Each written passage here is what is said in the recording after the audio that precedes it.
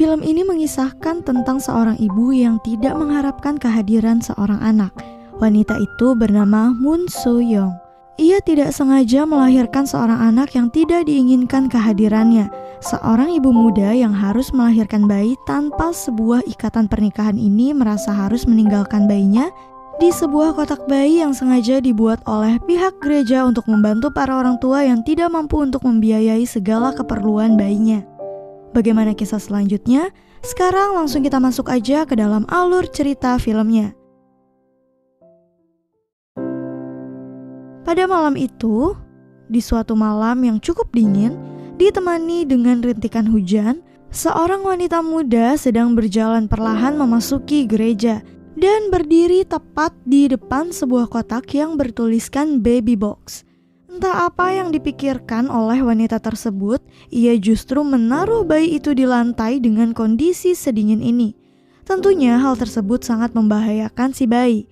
Tak jauh dari lokasi tersebut, nampak sebuah mobil dengan 2 pengendara di dalamnya yang ternyata memang sudah sejak lama mengamati sekeliling gereja. Ya, 2 pengendara itu berprofesi sebagai detektif yang memang memiliki tugas untuk membongkar kasus perdagangan yang selama ini telah tercium oleh pihak kepolisian di lokasi baby box tersebut. Dan salah satu dari detektif tersebut mengambil bayi itu dan memasukkannya ke dalam kotak bayi yang telah disediakan.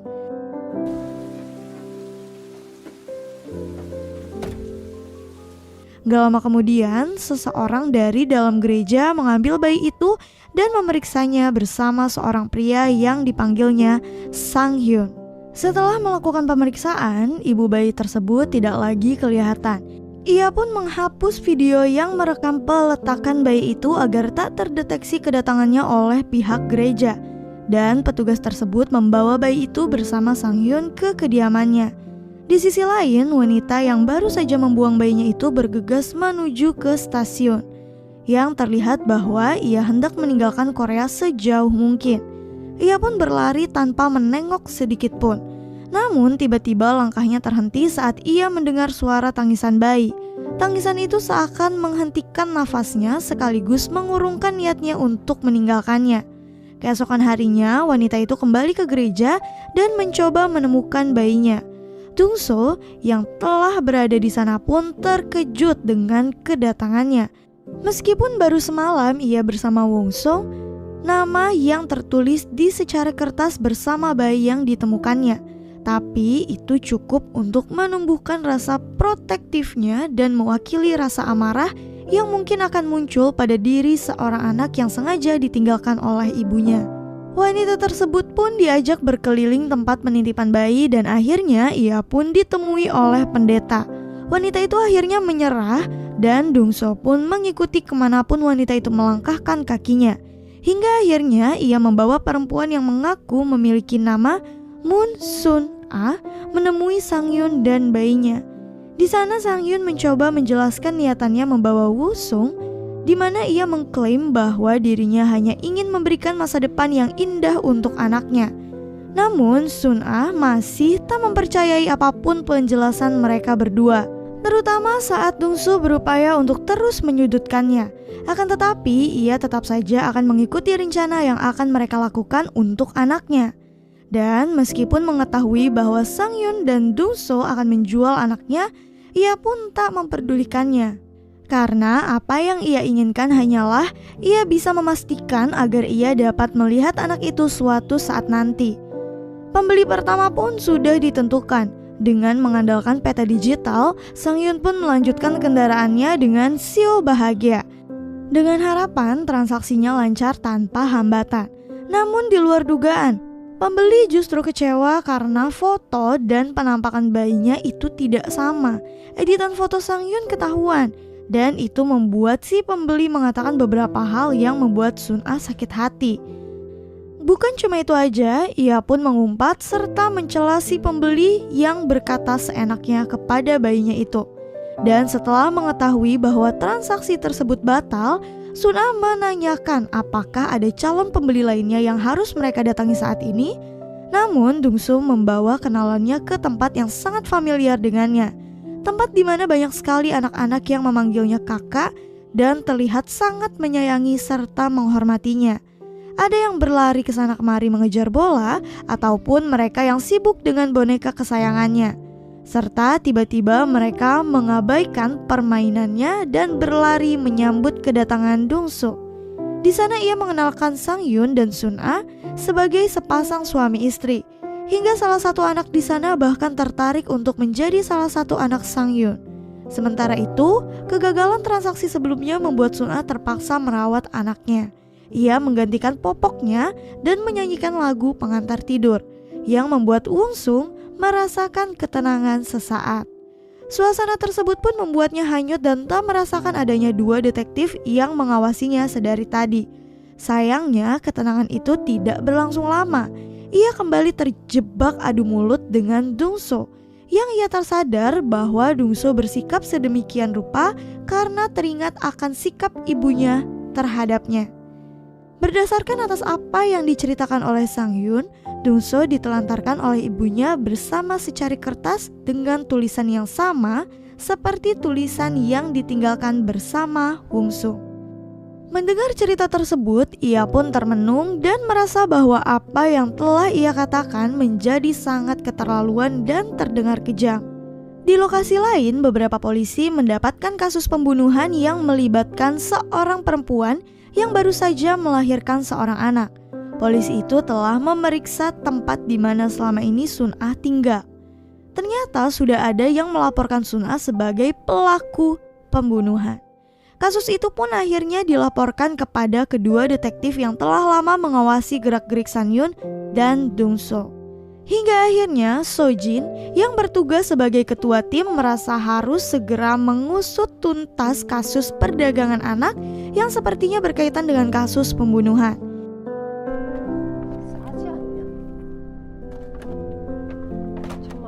Sehingga ia pun merekrut seseorang untuk berperan sebagai pembeli bayi. Ia sendiri jugalah yang menata apa yang harus dikatakan oleh mereka. Tak hanya itu, tatanan rambut, pakaian, dan yang lainnya juga telah disiapkan sedemikian rupa agar transaksi tersebut segera terbongkar. Sedangkan rombongan Sang-hyun yang telah beranjak dari tempat masa kecil Dongso dalam perjalanannya menerima ajakan pertemuan sang pemilik gedung yang menawarkan Woo-sung dengan jumlah yang menurut mereka cukup fantastis. Sehingga Sun-ah tak dapat mengelaknya. Mereka pun meluncur menuju lokasi pertemuan. Namun dalam perjalanannya, mereka terpaksa harus menerima seseorang lagi sebagai anggota, yaitu Hae-jin, anak lelaki yang selalu memegang erat bola kesayangannya itu masuk ke dalam mobil diam-diam. Akhirnya dengan terpaksa ia pun diajak menemui calon pembelinya itu. Dan ternyata mereka pun tiba di lokasi yang telah disepakati. Lokasinya sangat menyenangkan, ramai sekali pengunjung dan anak kecil yang berlarian bersama bola warna-warni. Meriah sekali.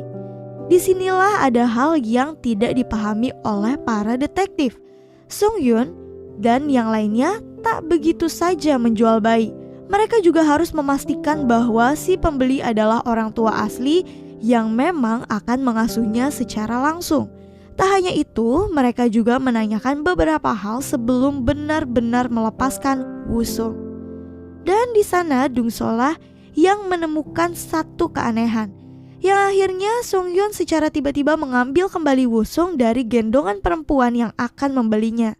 Mereka pun segera menjauhi lokasi tersebut dan berhenti sejenak untuk mencuci mobil. Namun mereka justru menjadi basah kuyup ketika proses pencucian mobil. Hae-jin tak sengaja memencet tombol pembuka jendela, alhasil airnya pun menyemprot masuk ke dalam mobil. Sontak saja seisi mobil itu terkejut sambil berteriak, tetapi mereka tersenyum dan tertawa setelahnya.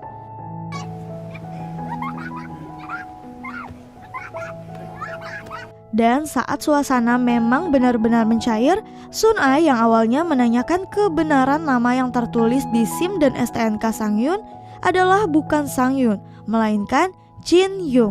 Bahkan Dongso yang selama ini bekerja sama dengannya pun baru mengetahui hal tersebut.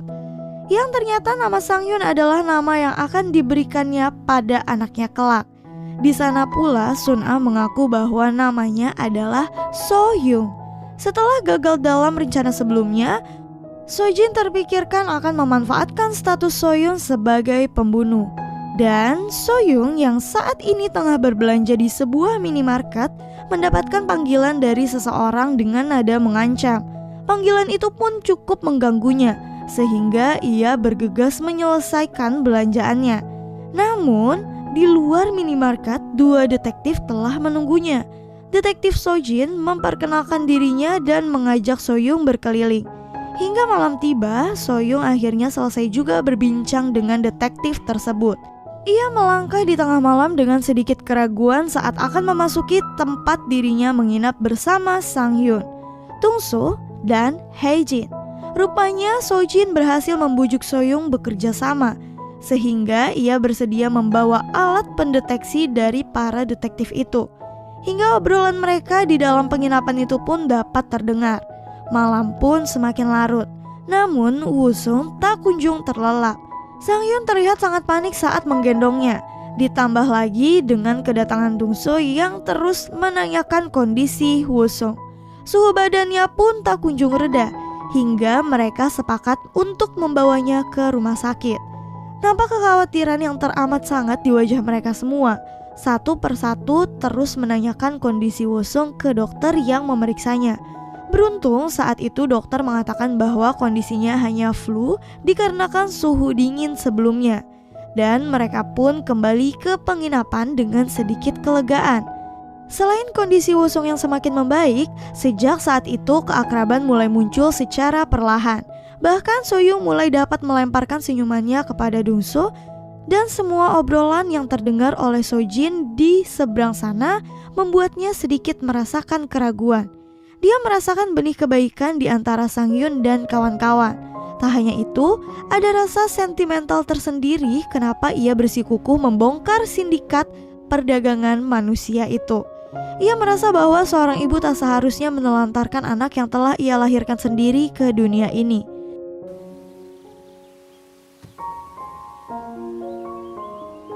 Tak hanya pihak kepolisian, keluarga ayah Woo-sung atau lebih tepatnya istri dari ayah Woo-sung yang telah meninggal mengusut pembunuhan suaminya. Tetapi ia tak hanya ingin menangkap perempuan selingkuhannya itu sekaligus pembunuh suaminya, tapi ia lebih ingin mengambil bayi yang telah ditelantarkan So-hyung untuk ia rawat. Karena Wong-soo adalah satu-satunya darah daging suaminya, ia memerintahkan beberapa preman untuk segera mengambil paksa Woo-sung dari tangan ibunya. Gerak-gerik istri dari orang yang telah dibunuhnya itu pun sepertinya telah lama dirasakan oleh So-hyung. Hal tersebutlah yang menjadi satu-satunya alasan kenapa ia ingin meninggalkan Woo-sung. Dalam keheningan malam berikutnya, So-hyung kembali dihubungi oleh detektif Lee, partner dari detektif So-jin. Ia mengajaknya bertemu dan menanyakan beberapa hal kenapa ia membunuh ayah Woo-sung. Obrolan memanas saat detektif So-jin muncul dan menanyakan hal yang berbeda, yaitu kenapa ia dengan sangat tega membuang Woo-sung begitu saja. Terutama saat So-hyung justru meletakkan tubuh Woo-sung di lantai. Entah apa kesepakatan yang telah mereka capai, tetapi setelahnya So-jin menelpon seseorang dengan penuh kesedihan yang tersirat di matanya. Kesedihan pun juga tertanam begitu dalam di diri So-hyung. Dengan menahan tetesan air hujan malam itu, ia kembali ke penginapan. Kesedihan tersebut rupanya menjadi perhatian Dong-soo, dan So-hyung pun akhirnya mengungkapkan kebenaran dirinya di malam itu juga. Ia mengaku bahwa ia telah membunuh ayah Woo-sung. Pengakuan So-hyung ini membuat kegelisahan pada diri Dong-soo dan Sang-hyun, hingga keduanya membicarakan beberapa rencana yang berbeda dari sebelumnya. Mereka terlihat sangat mengkhawatirkan keselamatan So-hyung, terutama saat ditemukan alat GPS atau alat apalah itu yang ada di dalam mobil mereka. Dan karena hal tersebut pula, mereka berdua bertekad untuk segera menemukan orang tua yang dapat merawat Woo-sung dengan baik.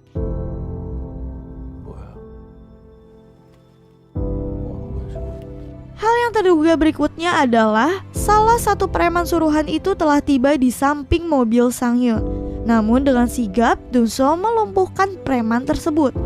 Akhirnya Sang-hyun dan Dungso meninggalkan mobil itu, yaitu mobil kesayangan mereka, diparkirkan begitu saja dan bergegas menuju stasiun dan menjauhi lokasinya saat ini.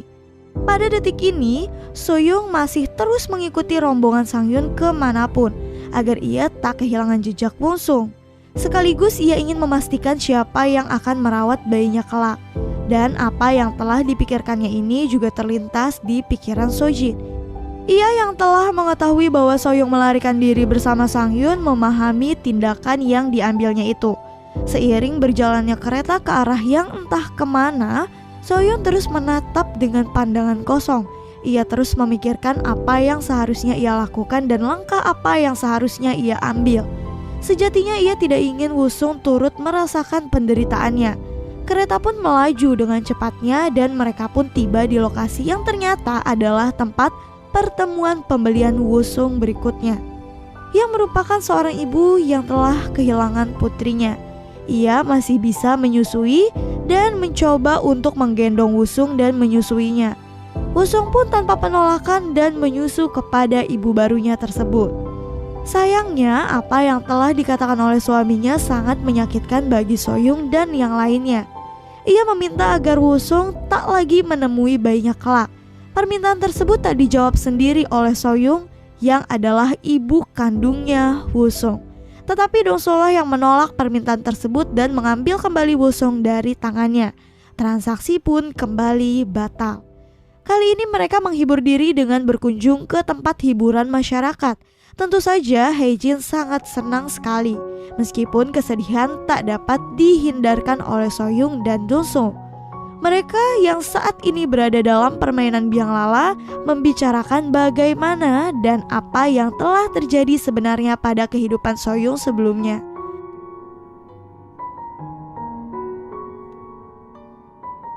Semua cerita itu masuk ke dalam diri Dongso dan menganggap bahwa sebenarnya Soyoung bukanlah ibu yang jahat, dan ia dapat memahami mengapa ia membuang Woo-sung saat itu. Ia pun juga tak ingin Woo-sung tumbuh di bawah naungan ibu yang notabene adalah seorang pembunuh. Malam hari pun telah tiba. Detektif masih terus mengikuti Sang-hyun dan yang lainnya. Bahkan malam itu Sojin mengikuti Sang-hyun yang telah bertemu putrinya di salah satu rumah makan. Di saat itu, ia pun turut mendengarkan apa yang dikatakan Yuna, putri Sang-hyun. Ada beberapa kalimat yang membuatnya terenyuh saat putrinya sendiri mengatakan bahwa ia tak lagi ingin bertemu dengan ayahnya. Perkataan Yuna malam itu pun sangat menyakiti hati Sang-hyun hingga ia kembali ke penginapan.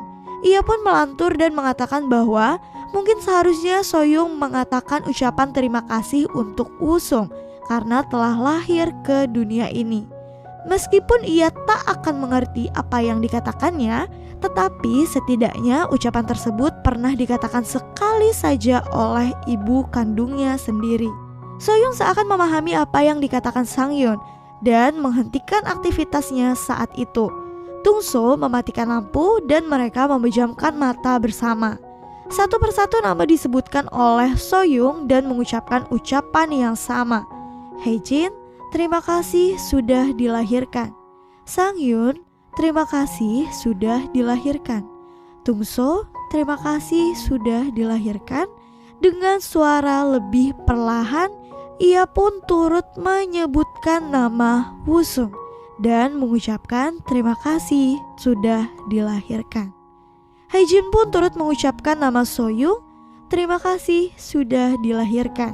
Mendengar apa yang diucapkan Hae-jin, Soyoung menjadi lebih terenyuh dan mereka pun berusaha memejamkan mata dalam kesedihan malam itu. Setelah memastikan mereka semua tertidur, Soyoung diam-diam keluar dari kamar tersebut dan menemui Sojin. Di sana Sojin menyarankan hal yang berbeda. Ia justru meminta agar Soyoung membatalkan untuk menjual Woo-sung dan menyerahkan dirinya. Karena dengan menyerahkan diri, ia akan dapat hukuman yang lebih ringan. Dan saat ia dapat bebas bersyarat, ia dapat kembali hidup bersama Woo-sung kelak.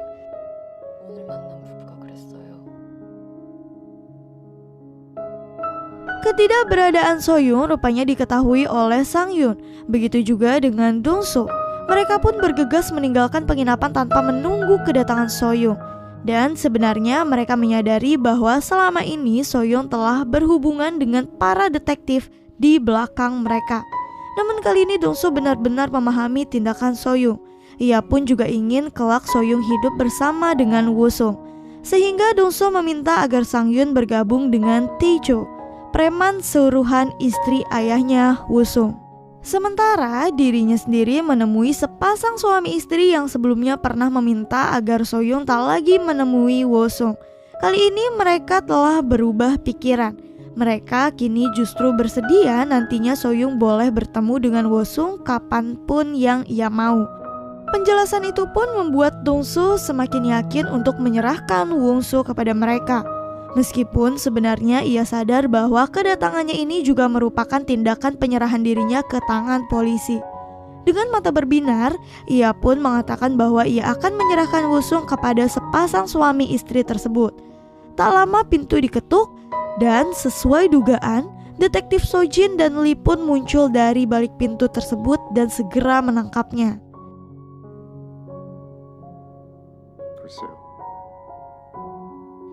Tanpa perlawanan apapun, Dong-soo menyerahkan Woo-sung ke tangan Sojin setelah mengetahui bahwa Soyun baik-baik saja.